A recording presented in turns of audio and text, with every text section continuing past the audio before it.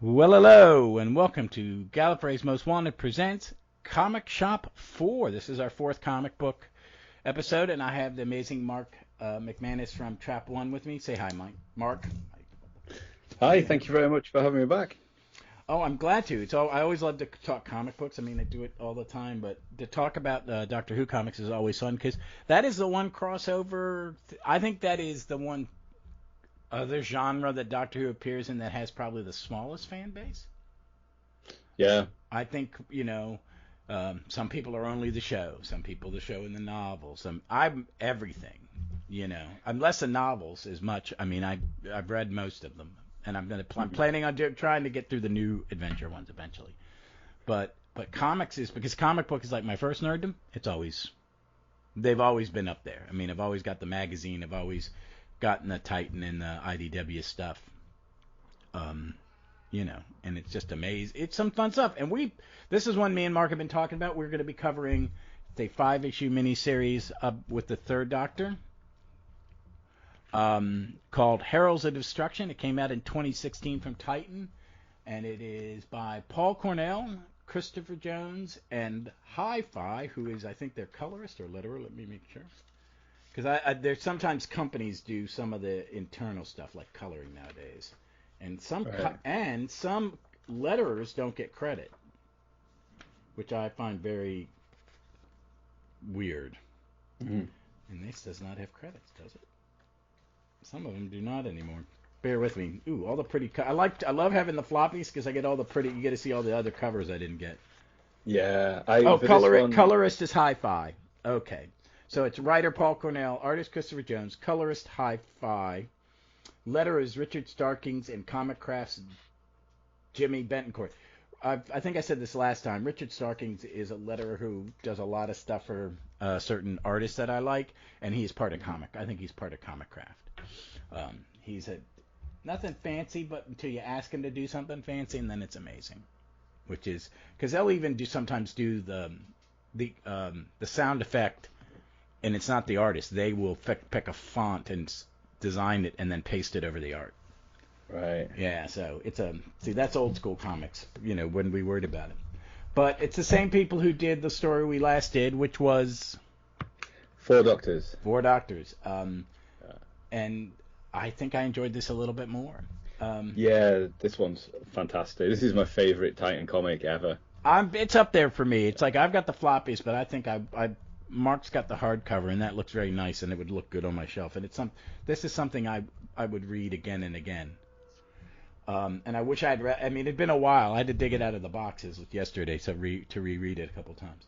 But basically, I'm going to try to. Hold on a second. We don't want to spoil stuff, so at some point I'm going to say spoilers, and we're going to talk about something because there are several spoilers. Basically, this is the Third Doctor Joe unit story, where they're battling an alien invasion, the Master's involved, and then the second Doctor appears too. But It's a lot more complicated than that. That is as simple as I can get it. Hold on, I'm going to see what the Titan page says. See if they've got a little better blurb. Sorry, I have this all up. I don't want to. We really don't want to spoil it, but we'll start talking in a second in detail. And when we get to the point of the final clip, there's a nice little twist. Here's a summary on the Wikipedia: is when something enormous crashes into Bedfordshire, the Dr. Joe Grant and the forces of the unit under Brigadier Lethbridge Stewart mobilize immediately and find themselves in the middle of a pitched battle against a terrifying invader. But the shocking face that awaits their return to base may tip the whole world on its axis.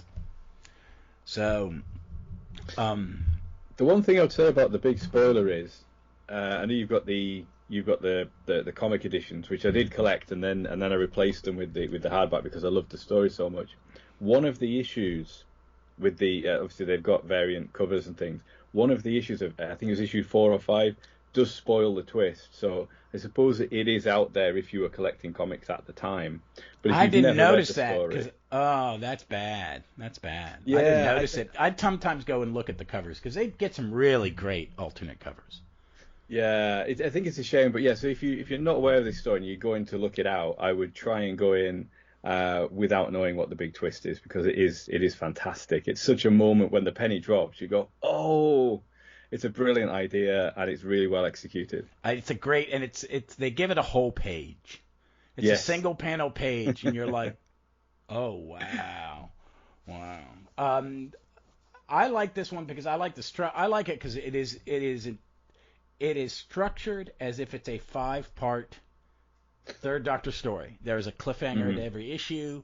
It is structured. It is, it's Paul Cornell, who knows the subject matter, and it's a hell of a writer. I mean, his comics, are great. I'm gonna plug something he's doing right now for Marvel's publishing it, but it's a license thing. But he understands the subject. He understands the style of stories. There's a different style from the Let's Dix era than there is from the Hinch's Clones or the Nathan Turner Cartmel. There's always, it's different, but he gets it. And there's some, including there's a point with the Masker. You find out that the Masker's dodgy masks are a little more high tech, so he explains away the dodgy masks. And he lets the Brigadier shine, where the Master tries to hypnotize the Brigadier, and he's just staring him dead in the eyes, going, "Nope, not gonna happen. No, Yeah, not happening. Not happening." But in a more Brigadier way, where he just says that in that Brigadier very formal soldier this is what is going to happen. I'm going to spell it out to you very precisely into the letter law, and it pisses the Master off. yeah. All the characters are so authentic here, but particularly the Brigadier. There's some really dry lines that he has. I think when they're trying to get past the giant robots not giant robots in the sense of K1, but just large robots, to get into a facility, and the Doctor says something like, "We need to get past them to get inside," and the Brigadier says, "What do you think we're trying to do?" Or he's got these very dry, cutting comments. One of his soldiers at another point says to him, "Take cover," or something like that. And he says, "Oh yeah, I know what to do without you." It's a unit story, and like every unit character's in it. Corporal Bell. Yeah. Sergeant Osgood's in it. Yeah. And there's a nice little Easter egg that Paul Cornell has specified here. There's a panel where Sergeant Osgood uses an inhaler, because obviously the suggestion has never been confirmed, is that Osgood in the modern series is in some way related to Osgood from the Demons, so that the asthma could be passed on. It could be inherited. Okay, yeah. I didn't catch that. I didn't catch that. Oh, I'm gonna have to go back and look for it. I'm trying to see something, because we actually get to see the Doctor in one of those clubs. He always talks about being at the club, which is always like, why would the Doctor ever go to a gentleman's club? And he kind of explains it. He doesn't like it. It's like, I do it. But I had a question about, and I'm looking in the fandom, in the wiki, because they got some good continuity and weird things in it. I'm trying to see something. Oh, it's not in there. Maybe I'm imagining it. When he's in the club and all the people standing around him, they all look like bureaucrats the Doctor has met before. I didn't notice that. Even the one that the Master's disguised as. Maybe it's just he drew them similar, or they just, all English bureaucrats look a certain way. We're all, we have a straight American bureaucrats are always these stiff, square back former military guys, and y'all's are more civil servants.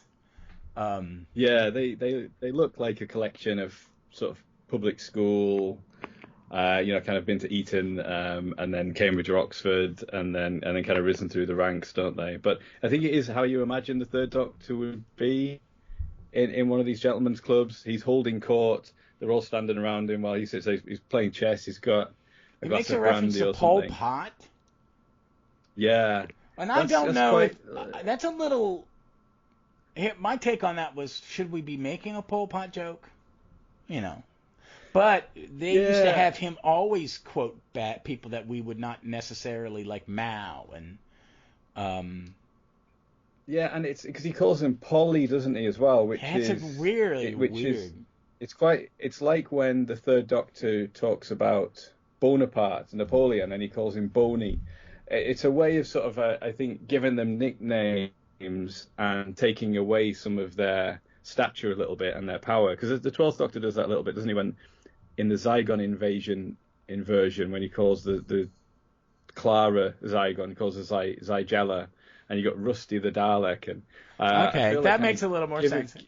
Giving people nicknames, it takes away some of their power a little bit in a way. Yeah, and it just struck me because the only time I've ever heard Pol Pot being funny was in an Eddie Izzard. I think it's him. He talked about to be a mass murderer. I mean, you gotta wake up in the morning wanting to kill. Well, what am I gonna do today? I'm gonna kill. But yeah, I like seeing that. It's like I think this is Cornell going.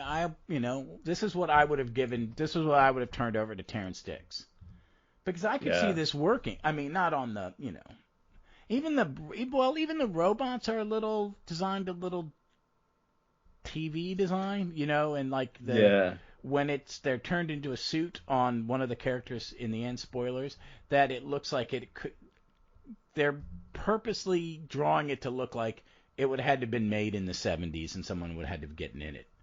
Yeah. There's a little... Well, I love the precision of this. So partly the story is set just after the Three Doctors, so it's got a very precise placing in Doctor Who continuity, because the Doctor has just got his ability to travel through time and space back, which is a part of his character and his relationship with UNIT.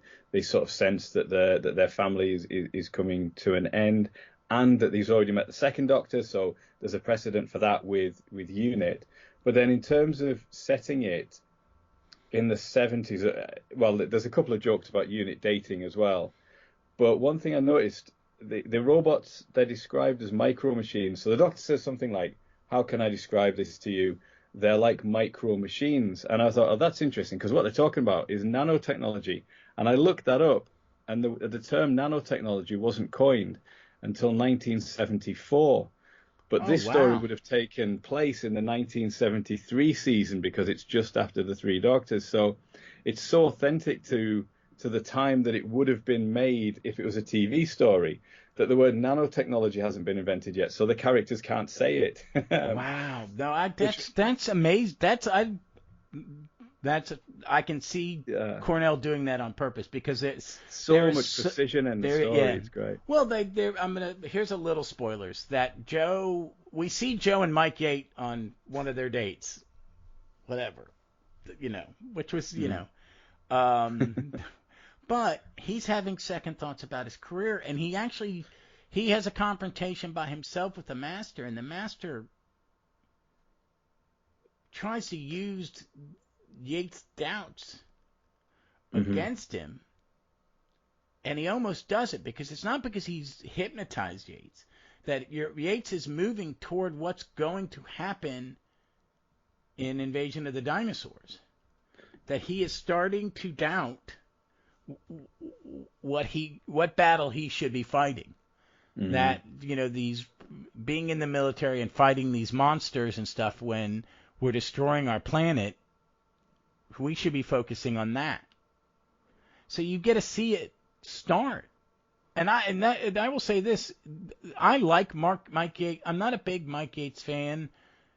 It's not like one of my favorite companions. I like Richard Franklin. I like his performance, and in the first couple of years, he suits the purpose he's there for. He's the smiling, happy officer who, he laughs at the Doctor's jokes. He does exposition. Him and Benton get a couple scenes, and it's a good performance. And I think Richard Franklin embodies or installs in Mike Yates this nice guy thing, that this is a real personality trait. That's what Mike Yates is. He's a nice guy. He's the opposite of the Brigadier. You know what I mean? Mm-hmm. Brigadier is all duty, straightforward, where Yates is, well, there has to be a reason why we're doing things. But But at the end, I like that in Invasion of the Dinosaurs, he tries to do something he thinks is right, and then when he comes back in Planet of the Spiders, he's still trying to do right, but in his own way. So I like seeing that little beginning. They're basically, Cornell's going, well, here's the beginning of that, because it's never really hinted at. Because I think we've always been meant to think that when he is brainwashed in the Green Death is what caused him to change. Mm. But I think it's better here that he's always had that itch or that inclination to do something different. And the Green Death is just what allows him to walk away from UNIT and then do it. Does that make sense? Yeah, absolutely. It's like the Master recognizes that in him before he even realizes it himself. Yes. That the Master's so perceptive that he doesn't try and hypnotize him like he does with the Brigadier. He plays on his doubts about what he's doing. And there's a scene later on where he sees the past of England, and he describes that as the Golden Age. Which obviously ties into Operation Golden Age, like you say, in Invasion of the Dinosaurs as well. So that I say that it's so precisely placed in Doctor Who continuity, and it allows that level of foreshadowing, which you didn't get in the TV series. But yeah, everything in this, I just think is so incredibly well worked out. It's a love letter to the era. Even there's a scene where the Doctor is being strangled by one of the sort of metal tentacles, and Christopher Jones, wasn't it? Is the Arch Christopher Jones perfectly captures Pertwee's goggle eye. You know when he does the goggle-eyed, I'm being strangled. I looked at it when I was looking. One eye's wide open and the other's kind of squinty. Yeah. And he perfectly captures that thing that Pertwee loved to do, didn't he? It was obviously sort of part of his shtick, and it's like when he's being strangled by the telephone cord in Terror of the Autons, or any alien that ever got a tentacle around his neck, and he does that. He does the eye popping. Oh yeah. Yeah, it's fantastic. That's what I like. I mean, going through it is that everything is so precise. They drive up to UNIT. There's a lot of the village they go to. I don't think it's supposed to be Devil's End, but I think that Christopher Jones was using Devil's End as a photo reference for stuff like the church. Yeah, I think this is what I understand from some of the notes is this is the village where Paul Cornell's wife is the vicar. She's a vicar, or she's something in the church, I think. No, she's an ordained. I don't know if she's the vicar, but she's an Anglican minister. Right. Yeah, that's what I wasn't sure it was minister or vicar, but so I think it might be named after that and slightly modelled on it, but then also some artistic license taken. So yeah, there are some nods like that as well, which are very Paul Cornell. So he brings his own personality to it. So I think the village is named for that, and then the UNIT personnel have taken refuge in the church in the village, which is a very Paul Cornell theme, Time Worm Revelation and Father's Day on TV. The idea of the church as a sanctuary is throughout all of Paul Cornell's writing. And then at the time as well, just I think while this was coming out, I think after the first issue, Paul Cornell put out a tweet saying he'd had a meeting with his agent, and from there on in, he was only going to do writing for his own characters.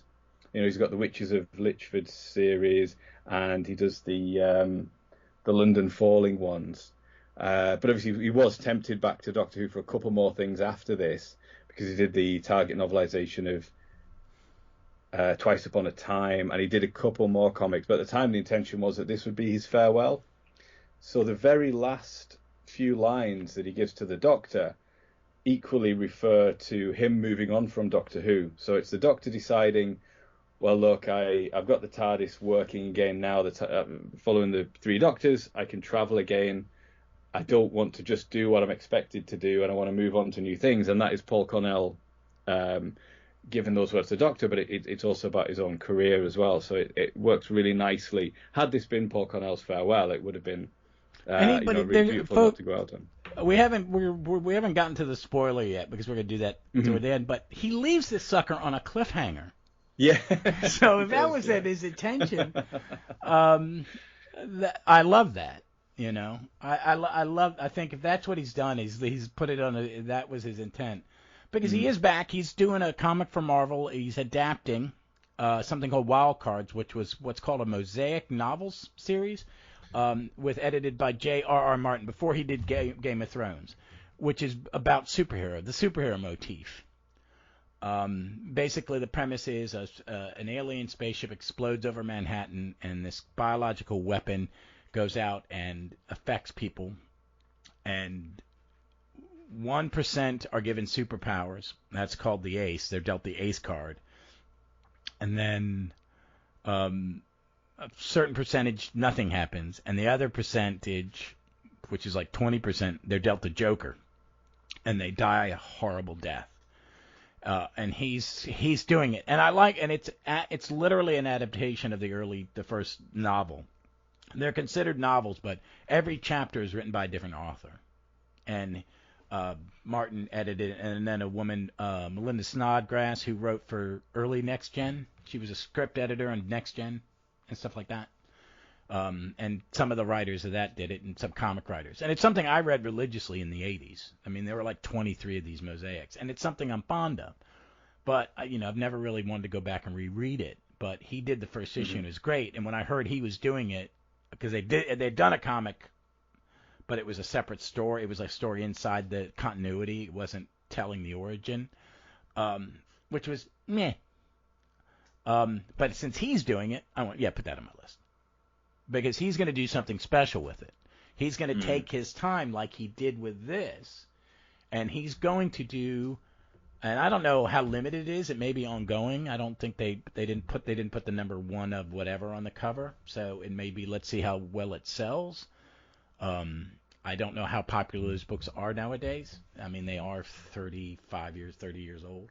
So, but it's great because he's a really good comic book writer. Because he is meticulous in this. And we're getting closer to the spoiler. These are a thick comic. Titan does not cheat you on page count. An American superhero comic is not this thick. They don't put the page count in it, which I find incredibly strange. Yeah, that's true. Yeah, there's no page numbers, are there? No, it's 22 pages. That's not that bad. That's about a standard American comic, 22 pages. But a lot more happens in it in 22 pages, So... But each issue is has its own cliffhanger. The episode, and they're great. And I think that like the end of the first issue is where they walk in the room and the second Doctor's there. We're going to give you that as spoiler. There's but it's a great panel, and he captures Troughton so well. He's all wrapped up in the cables. And he has this great line, "Hello again. I'm terribly sorry. I do seem to have gotten into a bit of a muddle." And just looking through it, I mean, the device Osgood he makes Osgood build something, and I found the inhaler one. It looks like the same device in the Demons, a little bit. Yeah, very similar, isn't it? I like that cliffhanger. I like how everything moves forward, and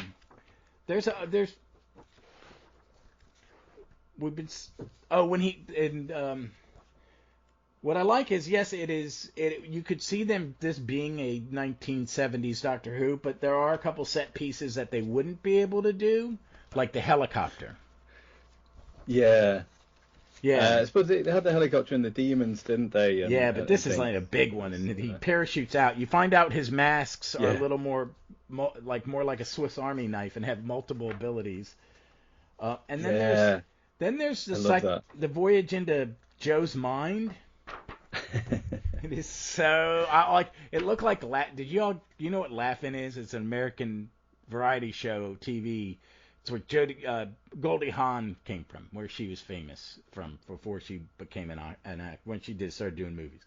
But it was just like 60. It was two guys, Rowan and Martin, and they'd set up jokes. But it had a lot of people go dancing and then stopping, and it had that kind of psychedelic lettering logo, and it was very much Flower of Children but comedy. And that's what it struck me as an American. But I like that. But my favorite part is when she shows Joe has the book inside her the subconscious book. She has the book, Everything I've Learned in the Last 3 Years by Joe Grant. Yes, yeah, And that's what she uses to break the tentacles that have got the Doctor, isn't it? Yeah. Um, I like and the then portrayal of Joe in this.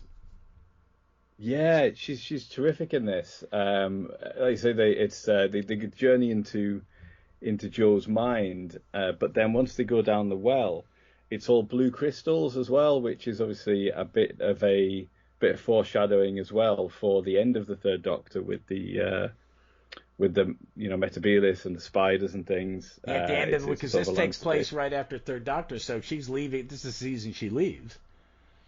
Yeah. So yeah, with the blue Doctor, the blue crystal, I suppose, also marks her departure, doesn't it? Because he gives her that to look after in the Green Death, and then obviously the end of the following season is him his regeneration. So yeah, even that, it's background detail, but it all ties into to where the Doctor's going to. The thing about Joe, I remember at the time, Paul Cornell was on the Writers' Room podcast, which I'm a really big fan of. Eric Stadnick from that's been on Trap One a few times. And they interviewed Paul Cornell, and he was talking about this book, and he was saying that what he wanted to do with Joe was what they talk on the Verity podcast about Joe being like, that she's sort of in the 70s, that women, she's not as submissive as you think she is, that in the 70s she was saying, yeah, you're right, Doctor, you're right, Brigadier, we'll do that. But then she would go off and do her own thing anyway that she thought was right. So it's sort of like using what power she had in a way that she could. So she didn't have any sort of rank or anything in unit that allowed us to do anything. But she was making the men feel like she was going along with it, but then, kind of going and doing her own thing. That's a good take, because that's through the story as well. Me and Vic have a debate about Joe, because Vic is very much, she likes the fully empowered, like Liz. I made a comment a couple weeks ago that her Liz would be her favorite character. But when I was editing, I put an insert. I may be wrong, so I'm going to ask her on the next podcast. and we just did Enemy World, and I asked her, and it's kind of like her favorites are pretty much tied between Barbara and Ace. And when I mentioned Joe, is a little more than I think she sees. But as someone, Vic, she doesn't see she doesn't see it. It's, she thinks of her just as a sidekick, and, but she wants a Barbara or a Joe who is equal to the men, because Barbara's way ahead of her time. And I get that. But I think you're right about Joe in here. I think Joe is she is, I'm going to go prove myself. I'm as smart as you. But it's not that she's getting put into traps. It's just that's what happens to the companion. Because I think Sarah Jane is a very much equal to Barbara Joe, and I think Joe is too. Barbara and Ace, in that they're very much the action hero in their part of the story, which we don't see. Because I think Vicky's more like a mother hen. I love Vicky's character, but she works so well with the First Doctor. You know what I mean? But these totally empowered women. Liz has never given that opportunity because she's gone after a year. I agree with Vic. That would have been cool. Someone should write a Liz comic, and because I'm enjoying what the Big Finish is doing, this is what Liz would have been like. But I get what you're saying about Joe. I think Joe she is his partner, and especially toward the end, that she just goes on missions. Like Green Death, she goes to do something because it's the right thing to do. And yes, she gets trapped, but that doesn't matter. The thing is she saw something that needed to be investigated, and she wasn't going to wait for the Doctor or the Brigadier to give her permission. And I like Joe, and I like their chemistry. I am late to the Joe Grant party. It took me, until when I did my last rewatch of the Third Doctor, I really come, because I watched 4 years of her in a row over like 3 weeks, and I went, wait a minute. I really dig this. And I really love Katie Manning. I think she's an amazing person. And anybody who's, whenever she talks about her personal life, people she's had a really big life. And she's incredibly happy, and I like that, and I think it comes out in the character of Joe. Yeah. You know, that energy that she has as a person, and Cornell captures it. They capture everybody in this, really. Benton doesn't have much to do except point a gun and yell. So, but you know. Yeah, he has the odd line, doesn't he? He has a nice line with, or a nice conversation with Yates, where when Yates is questioning himself a little bit. I think it Oh might be yeah. after the run-in with the master, and he said, and Benton says, we should have a cup of tea sometime or something like that. And that ties in with Joe as well. Joe says, we should have a good conversation sometime. But then they say, we keep getting interrupted, and then they immediately are interrupted. So you feel that maybe if somebody had the time to sit and talk to Mike Yates, then he wouldn't have been influenced by Operation Golden Age or something. Yeah. See, no, that's another. There's so much. The first time I read this, I didn't think I got all this. But this last read, I did. That this is really layered. And it goes to his strength. I wish he had written more TV, more Who TV. Yeah. I would like to have seen them. I mean, Davies is going to rewrite you. You know, I mean, that's just the nature of it. He may not do it now because it's upcoming, because maybe he's learned that you can't do that. Because have you ever read his book about writing? Yeah, and it's like, when it first came out, The Writer's Tale, yeah. Yeah, and it's like, man, that's not healthy. Incredibly not healthy, you know. But, I'd like to see him do some TV. I think if he could do Gesundheit, he could be writing something. 'Cause this is almost a TV script. I mean, there's a lot more to it than a standard comic. It's just so amazing. Well, we haven't really talked plot, folks, other than it's a basic Third Doctor plot. But there's some great stuff. So this is where, if you haven't read it, you should pause, okay, and come back. It's well worth it. I think it's probably on their app. It's get the hardcover Titan books. They have sales every once in a while. You can probably find it online cheap. But this is one that's worth reading. But we're and going to Humble talk. Bundle as well. Occasionally, we'll do a selection of Titan comics where you can get them as electronic copies at a fantastic price. You can get a big collection through Humble That's Humble. Bundle. Yeah. So Okay. Yeah. worth checking for those as well. I'll put that link in the notes next when I post this. But we're going to now talk spoilers. So the second Doctor shows up, and you really think it's the second Doctor for about 2 more issues, and you find out it is not. It is all a ploy. That it is Salamander. Had fallen through the vortex. He landed in London at about the same time that the Doctor did on his next adventure, the Web of Fear. And then he's been trapped in the 1960s and now 1970s. He's been there for about a decade, as he hints at. And he gets a job at a company by giving them some technology he has that's futuristic. And then he sets this all up, and he finds out about the Doctor, and he finds out the Doctor has changed appearance, and figures it all out. And this is his thing. He's controlling the robots. And the Master ends up teaming up with the Doctor. Imagine that in the Third Doctor Master story. They team up. But it's it is he walks out. He goes to the company, and he see him talking. He goes, "Let me change into something more comfortable." And he comes back in, and it's a single page. It's beautiful, and they capture Salamander. Yeah. And he's... It's the way he stands much taller, doesn't he? And whereas Troughton as the second Doctor is more shambling and scruffy, and then Salamander is in a sharp suit, he's standing much more tall and proud. And it immediately captures that performance from the Enemy of the World as well. And it's such a great reveal because there is no hint. You've not suspected that at all. And then suddenly he's there and you go, oh, wow, what a brilliant idea. It is. It's great. And it is fan service at its worst and its best.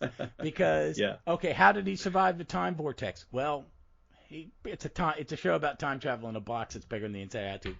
Stop, don't worry about the logic. He did. The wake of the TARDIS, he got pulled along, didn't he? That's why he ended up in the same place. Which is a reference to Captain Jack hanging on. Yeah, yeah, absolutely. That there is stuff like this has happened Yeah. after, and he uses it, and it's so good. It is so good, because it is him. He's Salamander for the last two issues, Mhm. but it's a perfect. And I mean, I just literally watched Enemy of the World last week, and it's kind of why we're doing this one, because one, Mark, we've been talking about it, but then it's perfect that last week was Enemy of the World, and now we're doing Heralds of Destruction. It is so perfect. He is so perfectly written. You buy it. You got a great finale. He's given some cheesy suit. Yeah. He's got like the particles on him. And the master pulls a trick by using a device to turn off Salamander's powers, and then when the master wants to turn around and use it against the doctor's turned off the master's technology with his sonic screwdriver. That it's Yeah. kind of like the master's a hero for like a split second. Yeah. But it just That's it's and the whole thing has been a ruse to get his hands on the technology all along. And the other thing is, like, this was written in 2016, and the finale is Salamander standing in the House of Commons trying to kind of appeal to nationalism and parochialism and talking about the British Empire and stuff like that. And 2016, was the rise of the far right in the United States, and here with just pure demagoguery, with the Brexit vote and obviously Trump, and it's all that, just kind of appealing to nationalism, promises of prosperity based on nothing, blaming things on foreigners, and it's so of the time it was written, as well as all the other stuff, like saying it's very precise for the 70s.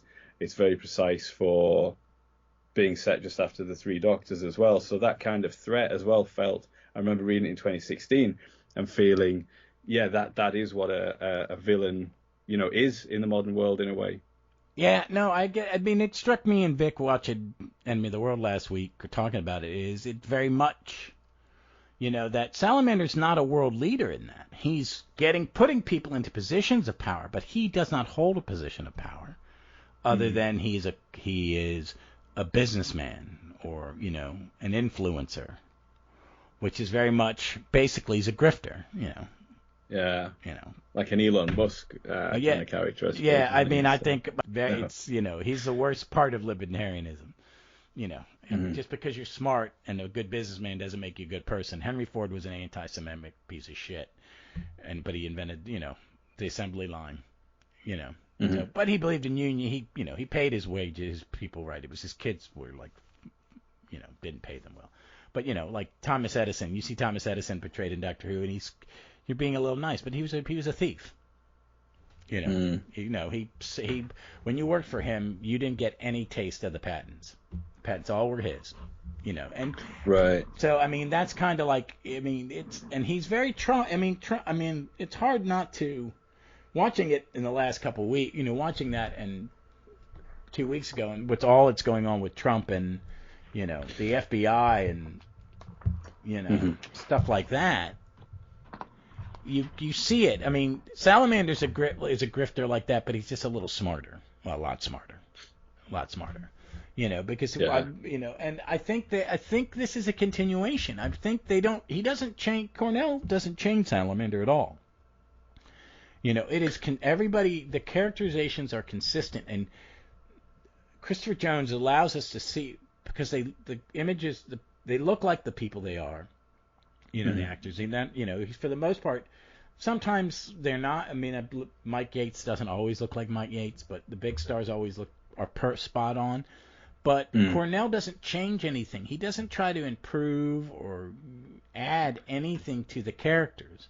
He just gives you dialogue and settings and paces the story so you hear that you're not forced, but he's leading you so you hear the right voice. I hear Pertwee saying that. Yes, okay. I can hear Troughton doing that. Yeah, that's Troughton and Solomon. It is such a well-crafted comic that he's helping you. Okay, see, this is how precise this is. it feels like a Third Doctor story. It looks like a Third Doctor story. It sounds like a Third Doctor story.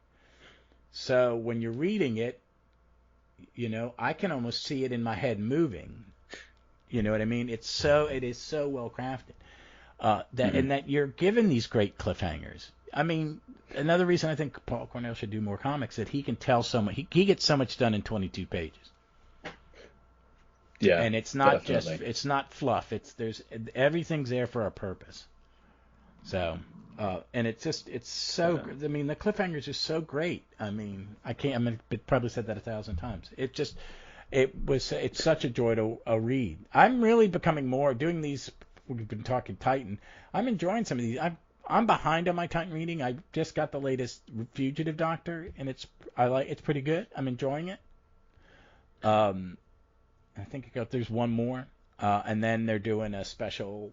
Don Slott, I don't know if you know him. He did a big Spider-Man run. He just finished an FF run, and now he's gone back to Spider-Man for another big run.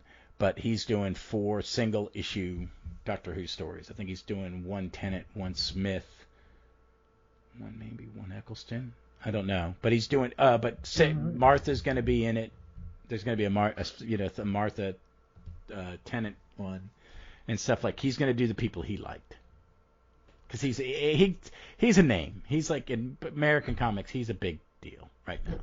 He's been around for decades, but he's a big deal. He's been a big deal for about the last 10 or 15 years because he did a big long run on Spider-Man that was considered really good. And I've only read bits and pieces. I've read his FF. I'm an FF guy, and I read his FF, and it was wonderful. So I'm looking forward to him writing Doctor Who. But I just with this one, it's just so good. Is there anything else do you want to add about this one? No, I think just I can't recommend it enough to anybody that hasn't read it. If you've never read a Doctor Who comic, I think this is my all-time favorite. I think the other thing we haven't mentioned, I think this was the cover to issue 1 or one of the very it is issue 1. Yeah, that's my issue 1. The collected one. Yes, I'll post this. Is there a nicer Doctor Who cover? It's I think Josh Burns. I see the signature in the corner. So I mean, this is probably a really well image even if you haven't read the comics. It's Pertwee, the TARDIS in the background, and he's holding the sonic screwdriver, and it's just such a beautiful picture that it's very photorealistic. Yeah, that's the issue incredible. I've got. That's the issue I've got. Nah, I'm looking at the variants. Yeah, and it's just his face is so craggy, and he's concentrating so intently, and it's just an absolutely stunning cover. Yeah, I'm looking at. There were 6 covers it's just so for this. full. I think. Wow. No, it is so full. There were 4 for the regular comic shop, and then there was a Forbidden Planet one, and a Diamond UK exclusive. Diamond was a comic book distributor at the time. But I think this is. I don't know if it's in there for you, if they have it in the trade, but the Volume D one was a nice one too, but by a guy named Paul McCaffrey. But I do think this is the best one. Yeah, I think it's gorgeous. And I was just going to say the last thing I'll say is that a couple of in jokes that I really like in it are. It's revealed that Joe Grant originated the phrase "wibbly wobbly timey wimey," and that's where obviously the 10th Doctor got it from when he says it. And the other one is there's a moment where the characters have travelled back in time, and there's a panel where the 3rd Doctor is striding out of the building that they've travelled back in time with, and he's flanked by the Brigadier and Joe and the Master, and there's a local woman, 19th century woman, and the Doctor goes, "Madam, what year is this?" Which is from Dimensions in Time. It's a famous line from Dimensions in Time. So that's a really nice in-joke, but it's just really a really nice one for Pertwee as well, just striding forward and shouting that line. It's great. Yeah, I saw that in the Wiki Nuts, and it is so full of Easter eggs. It's a joy. If you are a Doctor Who fan, find this and read it. You will enjoy it. If it's the one comic you have on your shelf, it's a good one to have. I think if every time you read it, you will spot different things. I noticed some of the tools that that Salamander has stolen out of the TARDIS, because his company are going to try to make their own TARDIS, and they you will recognise them from different Doctor Who stories, things from like the TARDIS toolkit that you might have seen in the Doctor Who technical manual. Yeah, that's okay. That's where it was. Because it's almost the pages on the thing. It's like, where do I know that from? It looks really familiar, and it is. It's the overhead view of the TARDIS Council from the technical manual. They just kind of photoshopped. They just kind of did it spicely. Hi, Bandit. Yeah, it's incredible, and I say every time you read it, you will spot more little Easter eggs, and more little references, and it's just a joy. Like, so probably the best way to describe it is a complete love letter to the Pertwee era. Yeah, it's a love letter and a perfectly crafted homage. It's not, he's recycling what we would think of the formula for it, but it feels as if he had written a script in 1970 or 1969 for Doctor Who. It is just so perfectly crafted, and it's just amazing. I love it. All right, we're gonna end up here, folks. Please check this out. I think you'll love it. Check out Titan Comics. Most of their stuff is good. It's what is it? Humble.com or Humble? What's the Humble Bundle. Humble Bundle. I think they've just recently done one with Titan. They've got a Big Finish one on the go at the moment, where you can get some Big Finish collections. But yeah, it's worth, if you follow them on Twitter, they're at Humble, and they'll put announcements on there. But they often do Titan and Big Finish Doctor Who things where, for a fraction of what you would normally pay, you can get a collection of comics, and all the proceeds go to, I think for Doctor Who things, I think they go to Children in Need, which is a big charity over here as well. So it's for a good cause. I will post that on the thing, and that's a good idea. I've got a lot of Big Finish. Maybe they'll do a bundle of stuff I haven't gotten. I still need like the last 4 sets of Jago and Lightfoot. Early pandemic, I listened to 10 Jago and Lightfoots in quick succession. I think the Jago and Lightfoot stuff is real comfort listening, isn't it? Oh my God, they're so good. I had to listen as well through in 2020 when the pandemic started, and it's my favorite spin-off. It is still my favorite. I just there is so much coming out, and they've started to do the audiobooks, the long form audiobooks, which have been absolutely. I haven't listened to the Matthew Waterhouse one, but Jeff highly recommended it. I haven't listened to that one yet. Yeah, I really love them. I really got to get. I chatted with one of the writers on Twitter about coming back on, but I've never gotten back to him because I'd like to have them on. But it's all good. But everybody check out Humble Bundle, and I'll put the links will be on the feed. So what do you have to plug right now? So the Track One podcast. We've just put an episode out as we record today. We've done a review of Rona Munro's Target novelization of her 2017 story, The Eaters of Light. I'm going to be listening to that. I love that one. A little season we're doing of the it's a great story, and the like the best novelizations, this adds a lot of depth, and you learn a lot more about the characters. So we're looking at the rest of the new Target books as well, The Stones of Blood, The Androids of Tara, and The Fires of Pompeii over the next few weeks. So it's a little mini season for us of Target novelizations. I haven't gotten them. I just pinching pennies. That may be one I find out. I get an Audible credit every 2 months, so maybe I'll do that as an Audible, because I do love it. I think the actor that plays Car in that story does the audio book. Andrew, that we recorded the podcast with, he listened to it. So that's he really enjoyed that. Recommended it. That's cool. I think that is an incredibly underrated episode of Doctor Who. It gets beat up sometimes. I'm like, really? This is one you're gonna beat up on? Okay. I don't know. It's just the nature of fandom, everybody, if you're, I'm a fan of every Doctor. I really like Capaldi's Doctor. I like him a little cranky. So, well, folks, if if you've listened to this and you didn't listen to last week's episode, they're very much connected. So go back and listen to our coverage of Enemy of the World. Next week, me and Vic will be covering The Curse of Peladon, which I covered not that long ago with Jason on Dr. Literature, so I will probably pop that link on there.